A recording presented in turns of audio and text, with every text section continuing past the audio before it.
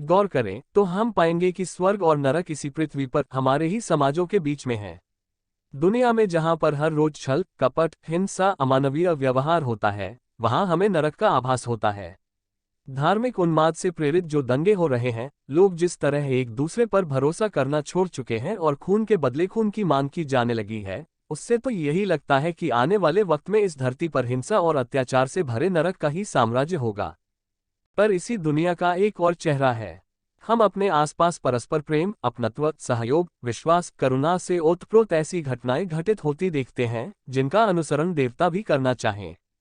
ऐसी स्थिति में लगता है कि यह पृथ्वी ही स्वर्ग है, स्वर्ग का द्वार है। कितना आनंद है लोगों के प्रेमपूर्ण और विश्वास भरे अपनत्व में।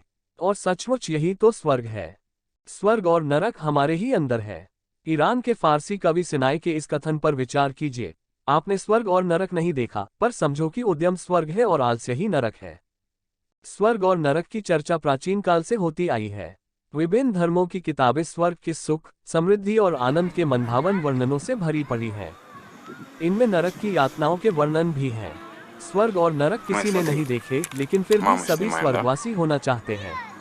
मृत्यु के बाद की महायात्रा का भय ही इसलिए है कि उस यात्रा के संबंध में किसी को कोई पक्की जानकारी नहीं है।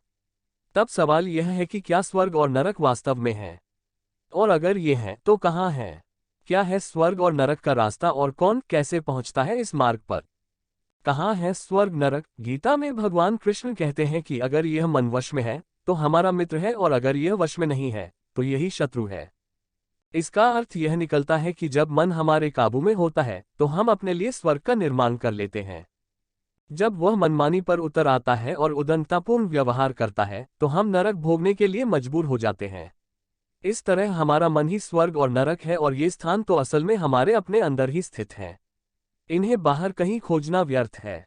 कई विद्वानों का मानना है कि इस खोज में धर्म हमारी मदद करता है, बल्कि धर्म का एकमात्र उद्देश्य मन को स्वर्ग बनाना है।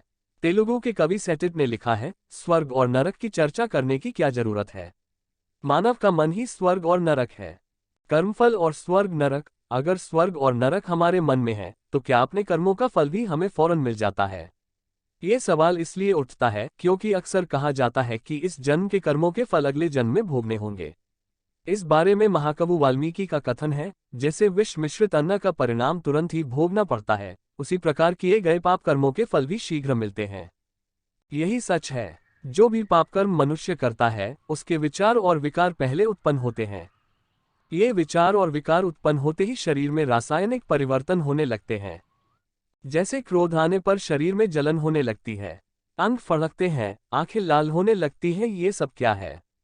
यह विकार उत्पन्न होने का दंड है। हम प्रतिक्षण जो कुछ करते हैं, सोचते हैं, उसी के अनुरूप हमारे शरीर में परिवर्तन होते हैं। तो जैसे हमारे मन में विचार पैदा होंगे, वैसे ही हमारे कर्म होंगे। अगर हमारे मन में प्रेम, दया, क्षमा, करुणा और परोपकार के विचार होंगे तो हमारे अंदर उसी के मुताबिक परिवर्तन होंगे। निर्मल हृदय स्वर्ग का निर्माण करेगा, जबकि पापपूर्ण दूषित विचार नरक का निर्माण करेंगे, और हमारा चरित्र, जीवन का पूरा कार्यकलाप इसी के अनुसार तय होगा।